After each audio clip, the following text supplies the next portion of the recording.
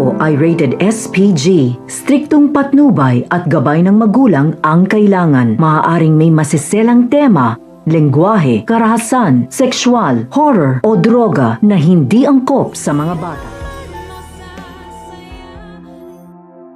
Gulat si Moira sa naging desisyon ni Don Pepe na hindi bigyan ng pamana si Zoe. Hindi ito makapaniwala na walang nakuha ang kanyang anak mula sa matanda. Samantalang si Annalyn na anak sa labas ay nakatanggap ng malaking pamana. Hindi alam ni Moira na dali-daling ipinabago ng matanda ang kanyang testamento nang malaman ang kanilang sekreto.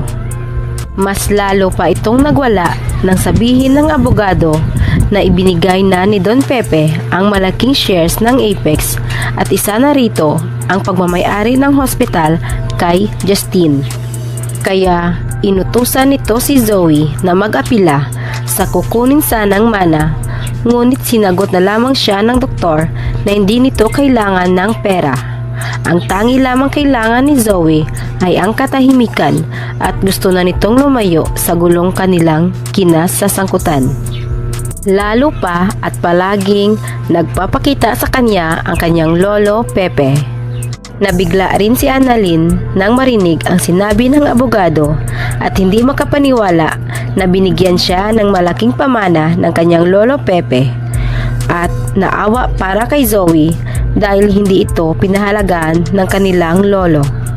Ginulat rin ni Giselle ang buong Apex nang biglang ipinakilala si Justine bilang isa sa mga nagmamayari ng hospital at bilang kanyang nag-iisang anak.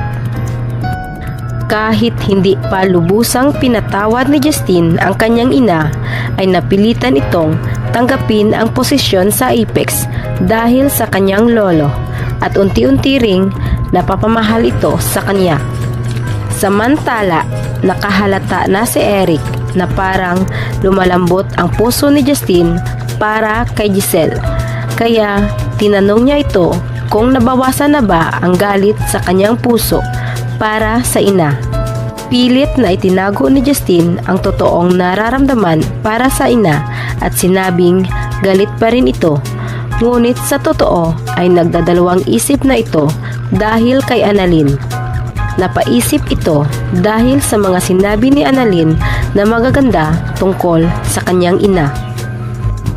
Sa kabilang banda, nakokonsensya na si Carlos sa paglilihim nito kay Lynette.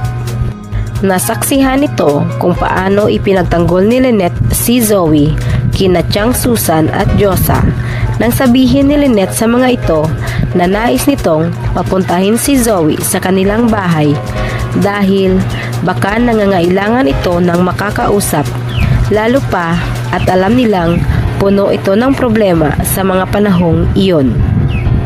Kaya nahahati na ang puso ni Carlos para kina Zoe at Lynette dahil parehong kailangan siya ng dalawang babaeng mahahalaga sa kanyang buhay. Ngayong nakabalik na ang nag-iisang anak ni Giselle sa tulong ni Don Pepe, mabubunyag na rin kaya ang sekreto ni Moira at Zoe sa tulong ni Quinito na tauhan rin ni Don Pepe? Atin lamang aabangan dito lamang sa Abot Kamay na Pangarap.